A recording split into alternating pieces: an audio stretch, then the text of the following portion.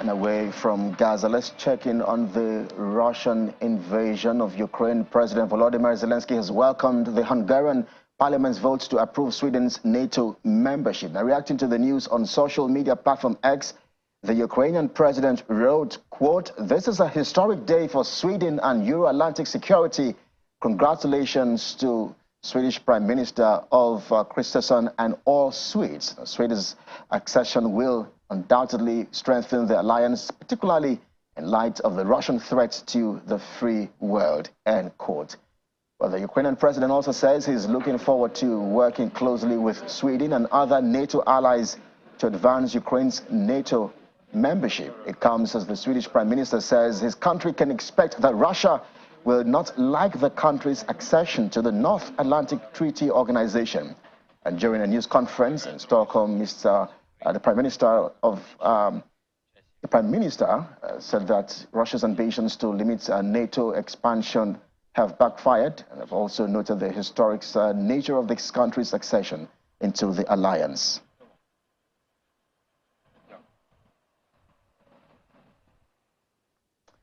As the war rages, French President Emmanuel Macron believes the rest of Europe needs for Ukraine to win the war against Russia's invasion. He was hosting a conference in Paris where EU leaders discussed the prospect of sending troops into Ukraine. According to President Macron, there was no agreement on Monday evening to officially send troops on the ground, but even that cannot be excluded. Mr. Macron assured his counterparts from EU that, quote, "We will do anything we can to prevent Russia from winning this war," end quote. He also announced a new coalition would be set up to supply medium and long-range missiles and bombs to Ukraine, and that EU leaders and government representatives have decided to step up the munitions side and produce tangible results very quickly across the 8 coalitions that already exist. Let's take you now to the U.S., where former President Donald Trump is appealing a ruling from New York Judge Arthur Engoron, finding him liable for more than $350 million in damages in the civil fraud case brought against him by New York Attorney General Letitia James. Now, with interest, the total amount Trump is currently on the hook for is just over $354 million.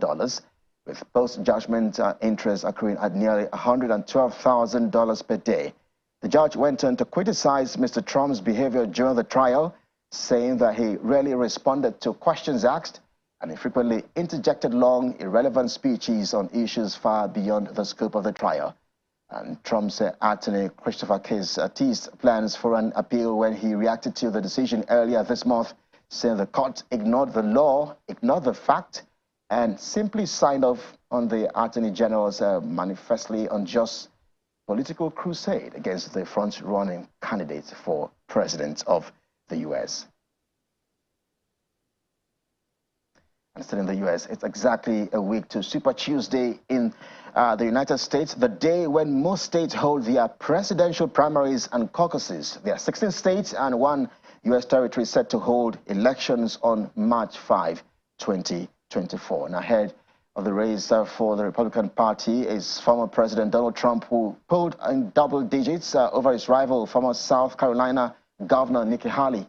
Well, Haleys vowed to remain in the race, and Super Tuesday could be her last chance against the former president, who is vowing to return to the White House for his second term. Now, for the Democratic Party, current President Joe Biden, is expected to be the presidential nominee.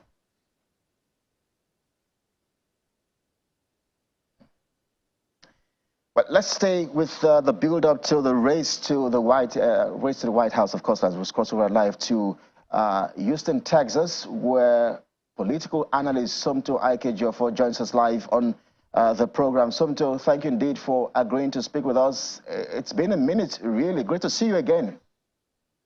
Yeah, it's great to see you again, Kelly. I'm so sorry about this. It's election season. As you know, I'm a political analyst. My life is all about going to the polls. I'm actually going to my second polling location right now. Please pardon me for not joining you via video. I'm actually driving to the secondary location right now. All right, so we totally understand. Let's see if we can make do with your audio. So, I mean, usually there is a lot of excitement in the U.S. Super Tuesday draws near, just 1 week to go. But it seems this year there have been a number of distractions from the polls. Former U.S. President Donald Trump is facing a fraud case. And then there is Biden's competence, which is being questioned by some sections of the U.S. Based on his age. There is also the war in Gaza. There's also Russia's invasion of Ukraine. So the big question perhaps is, will Super Tuesday next week be as super? And plus is the fact that for our viewers who do not understand, why exactly is Super Tuesday essential? Yeah, Super Tuesday is very essential in the United States because most states do not have the leisure to go before or after, to go before November. You have to go to give an ample time for candidates to campaign for the general election. So every state has their own election. Some states go earlier, other states go on Tuesday. The rest of the nation goes on Tuesday. So it's actually more of a planning process to aid with the electoral planning situation in each state. It takes a lot of time. It takes a lot to actually get candidates to ensure that they belong on the ballot. And that length of time gives all the states the time that they need to gather information together and have just one huge day where everybody goes to vote. Mm. All right. And then, of course, there's the distraction part I mentioned in my question, the fact that there's a lot going on in Gaza, in Ukraine, and the fraud case as well against the former president. Yes, absolutely. That's the beauty of politics, right? You get to vote, you get to choose, right? Yes, unfortunately, there are things going on right now. The situation in Gaza. You also have the situation in Rafah. You also have the issue with the Ukrainians, right? It is politics. It is playing out right now. The Democrats in the United States House of Representatives are ensuring that they put the vote for the border security and also for the Ukraine deal to votes today. Of course, we are waiting to see what's happening. And then as far as the Donald Trump conversation is concerned, we are seeing what's playing out. That's the court system playing out, right? That's the beauty of the law and order. No matter what you do, no matter how long it takes, justice will prevail. So we're just watching right now. We're seeing what's happening. That is the beauty of politics. And we're waiting to see what will happen from the results of all the cases. And Engoron, in my opinion, did handle the situation very well. He handled the Trump situation, the Trump behavior, and of course, the loud tirades that he had in the courtroom. But yes, I felt like he handled it correctly, and his case was a learning point and it was a learning point for many of the other cases coming forward. So much so that Alvin Bragg, the second prosecutor who is also taking Trump for this time for a criminal case, has argued for a gag order. So he's learned from the case. Everybody's ready for that. And we're just all waiting to see what happens. And some too, I mean, former President Trump appears the only viable candidate in the Republican Party. He's fighting hard to be back on the ballot, but his only contender, Nikki Haley, is far from catching up with him in this particular race. She's refusing to back down or step down. I wonder perhaps what you think are her chances next Tuesday. I'm so glad you brought that up. I don't know if if the viewers remember the issue with George H.W. Bush in the 90s. The same situation was very similar. H.W. Bush will end up losing the general election, that election cycle. But as of right now, we have the issue of Nikki Haley staying in the race. I think, and myself and other voters think it's a good thing because she gives the Republican voters a choice. So giving them that illusion of a choice is better than nothing at all, So I think that this is good for her. It's also good for her political career. It gives her that bravado and that credibility of, making it to the end, right? So we all need some kind of choice. We all need that sensibility of making the choice that is best for us. And Nikki Haley gives the Republican voters that choice. She gives them that ability to make that choice, or the sense of choice in the candidates, So I do believe that she's great. It's good that she's in the race. It gives them a choice. It also shows that women are really great candidates. She keeps going. She keeps giving speeches. It's the life of a woman in politics. So I think it's really great. I was just going to ask you, Somto, if indeed Nikki stands a chance. Kelly, in my many years of political analysis, Nikki Haley does not stand a chance. Unfortunately, she does not stand a chance, but that should not deter her from being on the ballot. She has made it this far. She should continue to make it this far. All right, so let's look at other issues as the build-up to the November presidential elections, continue. The former president has said that charges against him are political motivated. He has said that over and over again. They seem to be charging him forward. I wonder, why do you think the Republican Party has been unable to present an alternative viable contender? I'm currently at the location. I don't know if you can see everybody right now. You're live at West Gray. Can you see the video, Kelly? So sorry. Can you see it? Hello?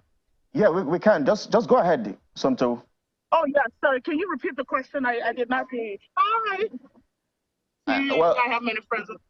All right. So I was asking why former president, U.S. President Donald Trump has always said that the charges against him are, quote, politically motivated, and then also targeted to perhaps slow him down in the race. But I was asking, why do you think the Republican Party has been unable to perhaps present another viable contender? Yes, it's very unfortunate they have not been able to do so, but the fact remains that Trump has a stronghold in the party, and it's unfortunate about that. He has a stronghold. The small donors donate to him. They believe in his candidacy. They believe in his strongman bravado. They believe in everything that he says. He's going to fight for them. And that's one thing in politics. If you can gather a very strong and loyal voter base, you stick with them, right?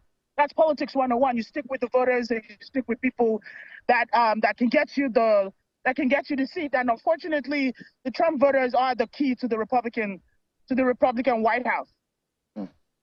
All right, and Super Tuesday's results, for instance, when we look at candidate strength, there are those who say that North Carolina will be closely watched. Some say that North Carolina is one of the potential battlegrounds that could decide the November elections. What do you say?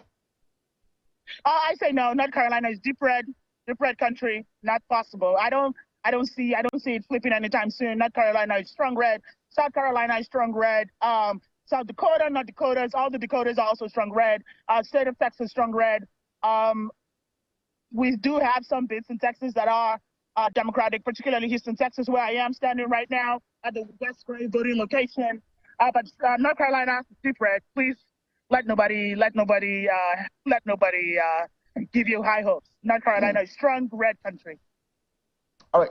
Maybe just before I let you go, let's talk about President Joe Biden. Yeah. He has come under. Go back. I was in the zone. All right. So President Joe Biden has come under a lot of pressure, lots of scrutiny over his physical capability. He's over 80 years old, and so he's no spring chicken. But just how concerned are Americans about the stress another round of campaigns will put on the president? Joe Biden rides a bike. I do not ride a bike. Joe Biden takes hikes. I do not take hikes, and I am at the strong age of under 30 years old. I would leave it at that. But my point is that Joe Biden is old, yes, but that comes with the experience of being in politics. He has been in politics since long as I can remember. Before my time, before I moved to America, Joe Biden has been here. He has the experience. Who will continue to have the experience? I have seen what he has done over the last 4 years. He has forgiven student loan debt, which is very, very important for most Nigerians here in Houston, Texas, particularly because we're one of the most educated groups. So I do believe that he is a good, strong candidate. That it does not matter the stress. If he needs ice cream, because he loves lick ice cream a lot, they can give him ice cream and it will give him the strength to keep going. So the point still remains: Joe Biden is the candidate for the Democrats. Who will continue to be the candidates for the Democrats. Please forget all the other candidates at this time. I do not see them as viable options. I see Joe Biden as the one that will beat Trump if Trump becomes the end flag bearer for the Republicans. He has done it before. He will continue to do it. He will do it again. That's my take on the age. All right. So just before I let you go, Somto, I understand you're trying to make your way to Gray Halley, one of the biggest centers yes, I'm actually there right now. I don't know if your viewers can see it. I'm actually there right now. All right. So for our viewers who do not understand, just what are the key states being closely monitored for Super Tuesday this year? I think Georgia should be monitored. Okay. I think that's a very tough question, Kelly. I think Georgia should be monitored. Arizona should be monitored. Wisconsin should be monitored. Pennsylvania should be monitored. Just the good old-fashioned purple states. So Arizona should be monitored carefully because of the stronghold McCain. Rest in peace, Senator McCain. He had a stronghold in Arizona. He was able to defeat Trump time and time again, even in his death. So I think Arizona is a very strong one to watch. Georgia, of course, Pennsylvania, and Wisconsin. Because Wisconsin was very interesting. They just flipped the Supreme Court seat from Republican to Democrat because of the situation with the abortion. So I think it's a stronghold to watch.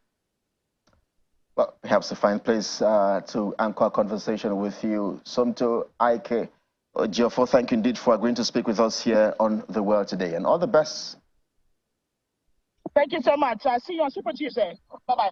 Absolutely. Absolutely, of course. Hopefully we check in with you next week, Tuesday. Well, let's switch gears now to Guinea, where 2 people have been confirmed dead in the capital, Conakry, following a protest as part of a nationwide strike against the military government that seized power in 2021. Commercial and economic activity came to a halt in the city as a result of the strike. The Guinean Trade Union Movement, an umbrella group of major unions in the West African countries, urging public and private sector workers not to turn up to their jobs starting this week. The group of unions are demanding lower food prices, the lifting of internet restrictions, and the release of a prominent media activist. And local media reports that schools, shops, and roads were empty at the usually bustling city of Conakry. The strike comes a week after Guinea's military junta dissolved the transitional government, which had been in office since July 2022 without providing a reason. The Guinean Trade Union Movement says the strike would be indefinite. In Senegal, President Macky Sall has proposed an amnesty for those convicted in connection with political protests in the past 3 years. He says this would make it possible to pacify the political arena and further strengthen national cohesion.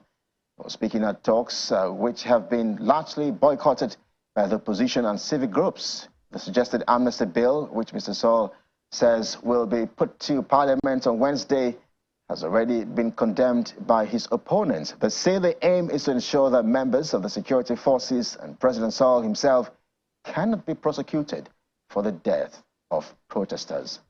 The Nigeria Labour Congress today began a 2-day nationwide protest against the current cost of living. Here in Lagos, the rally began from Ikeja all the way to the State House of Assembly, where the state NLC leader presented their demands to the Lagos state lawmakers. Channel TV's correspondent Darido was at the rally and now reports. The Nigerian Labour Congress is the lead convener. They are joined by affiliate unions for a protest scheduled to hold for 2 days.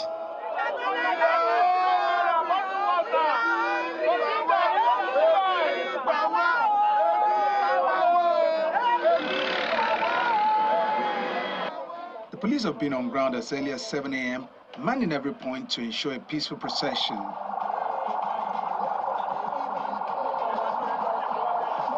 The movement starts about 9 a.m. The destination is 3 kilometers away from the starting point.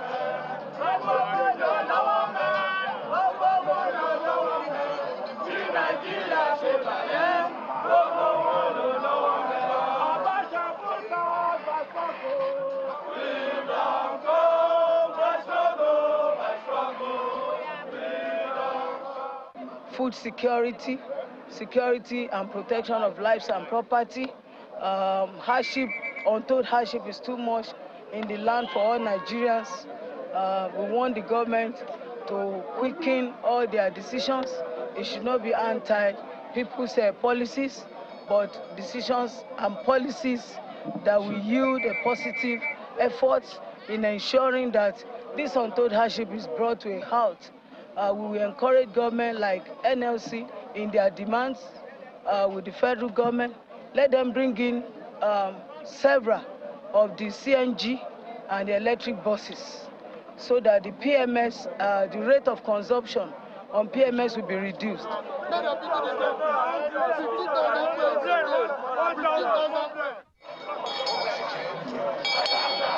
It's a sunny day and a long walk. On the sideline, the police share water and biscuits to keep protesters hydrated.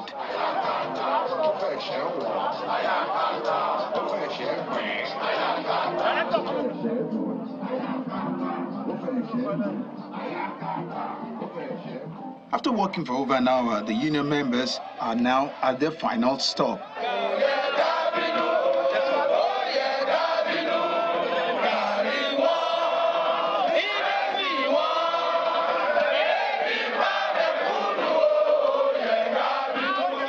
We have no choice but to insist that every tier of government should manage its own affairs, should be accountable to the people. We are saying that since fuel subsidy was removed, the federal government, state government, and local governments are smiling to the banks without any commensurate improvement in the lives of our people. After all said and done, they presented their demands to the Lagos state government officials who promised to treat their letters. This is the letter from Mr. Governor. To him. No, we want to see Mr. Governor tomorrow. I want Mr. Governor to address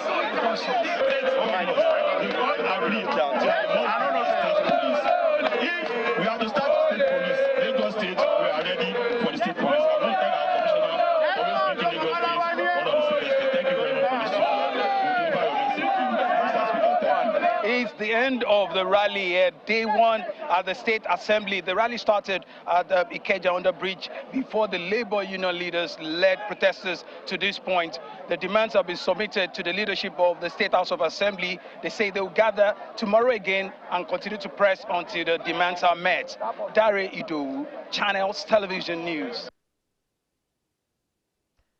And to security stories now, Benin Republic has offered to contribute 2,000 troops to a UN-approved Kenyan-led multinational security force that will be deployed to fight gang violence in Haiti.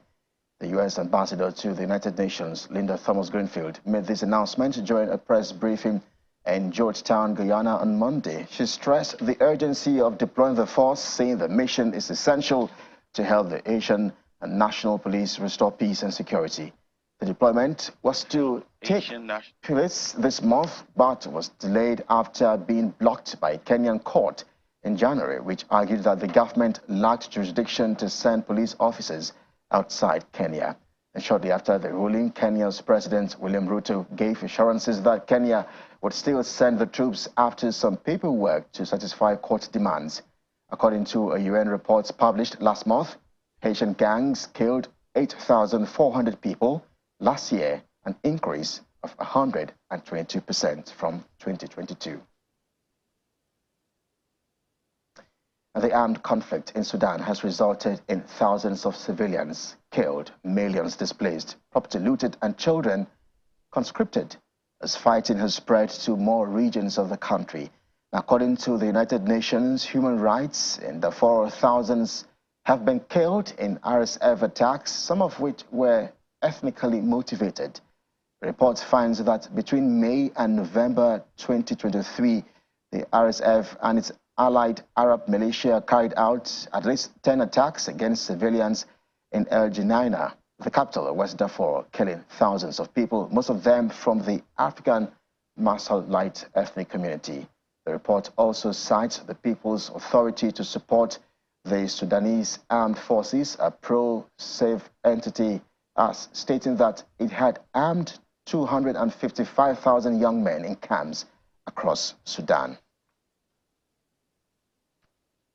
A report published this morning by our office details multiple indiscriminate attacks by both the Sudanese armed forces and the rapid support forces in densely populated areas, including sites sheltering internally displaced people, particularly in the capital Khartoum, in Omdurman, Kordofan, and Darfur, during fighting between April and December 2023. Just this week, credible information received by us and video evidence reviewed by our office has shown that several students traveling by road in North Kordofan state may have been beheaded by men in SAF uniform in Al Obeid city based on their perceived ethnicity as being RSF supporters. The video footage, which was posted on social media on 15 February, shows troops parading with decapitated heads in the street while chanting ethnic slurs. By mid-December, more than 6.7 million people had been displaced by the conflict, both within Sudan and in neighboring countries. This number has since increased to more than 8 million. There must be prompt, thorough, effective, transparent, independent, and impartial investigations into all allegations of violations and abuses of international human rights and violations of international humanitarian law. And those responsible must be brought to justice. Let's stay in the continent as hundreds of thousands of people displaced by the war in Sudan are being assisted in South Sudan by the International Organization for Migration. Over 500,000 people have crossed the border into Rank in South Sudan and are being assisted by IOM through onward transport assistance. Most of those arriving are originally South Sudanese who had been living in Sudan when the violence started.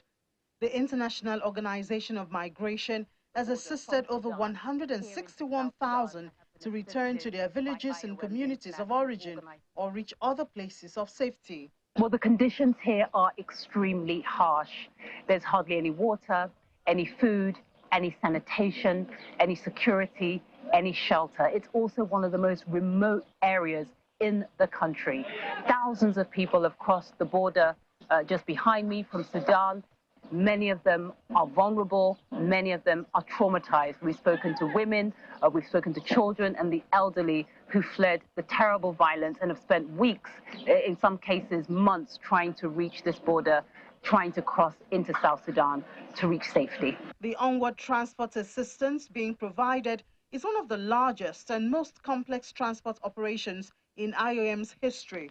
Hundreds of thousands of people have crossed the border from Sudan here into South Sudan and have been assisted by IOM, the International Organization for Migration, through onward transport assistance. Now, this assistance is absolutely critical because what IOM and other UN agencies don't want is for refugee camps to spring up in this location because it is so remote. There is no infrastructure, there are no hospitals, there are no medical facilities, there are no resources of any kind for those vulnerable arrivals to tap into. This onward transport assistance is absolutely critical to avoiding the situation I'm describing, and it has involved IOM putting on over 1,200 flights away from Rank into Malakal, the capital of Upper Nile State. It's also involved sea transportation. Hundreds of thousands of people, as I said, are arriving. Over 100,000 have been helped to take boats away from Rank to Malakal, which is a 3-day journey overnight on the River Nile. Over 135,000 arrivals have been assisted with boat transport. More than 1,200 flights have been organized, and over 26,000 people have been moved by road. But an estimated 420,000 people are expected to arrive in South Sudan from Sudan this year. $32 million will be needed to provide onward transport assistance for 150,000. But IOM says a major cash crunch is looming, which will affect this critical and much-needed assistance for those arriving. And the head of the United Nations peacekeeping, Jean-Pierre Lacroix, has concluded his visit to South Sudan. During his stay, he engaged with the country's leaders, state authorities, civil society, United Nations mission and South Sudan peacekeepers, humanitarian partners, and members of the press.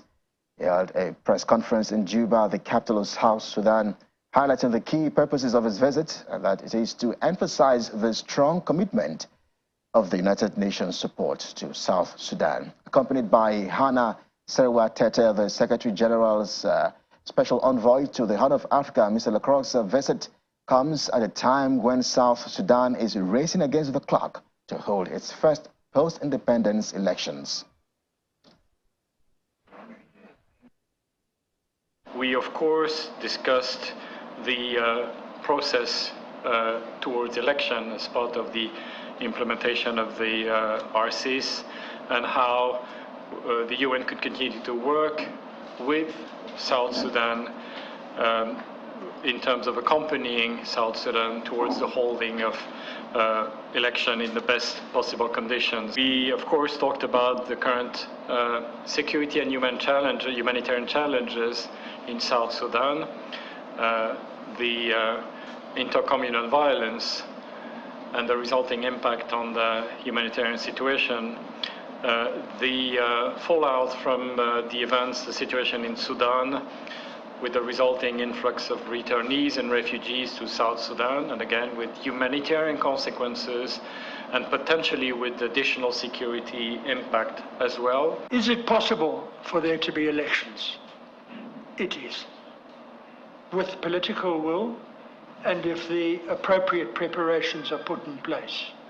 Why? Because this is a society which particularly needs to have the best organized election that it's possible to have. And in our encouragement of completing those preparations, we've been at pains to point out we don't want the political stakeholders here to implement UN conditions or UN standards or UN election. It's a South Sudan election which was negotiated in the peace agreement. So all we are trying to do is to help people complete the obligations that they undertook when they signed that peace agreement. I'm happy to share with you that starting in August this year, the Albert Einstein College of Medicine will be tuition-free.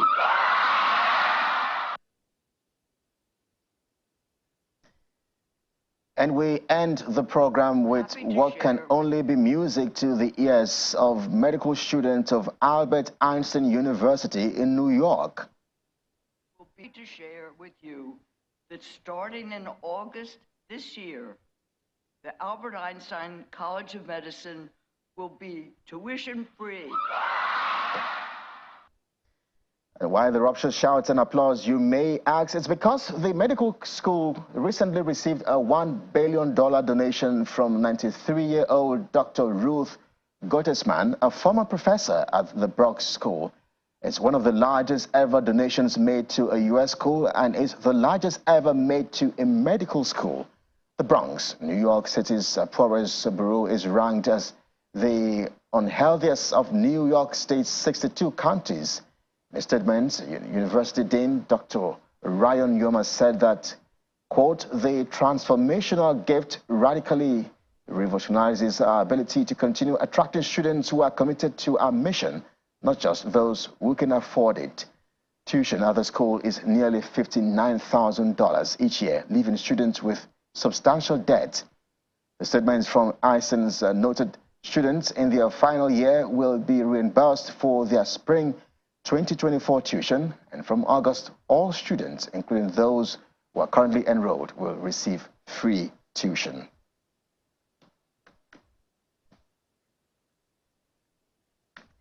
And what a gift for the medical students. That does it for us here on The World Today. Thanks indeed for watching. On behalf of everyone here, I'm Kelly Egiga. Bye now.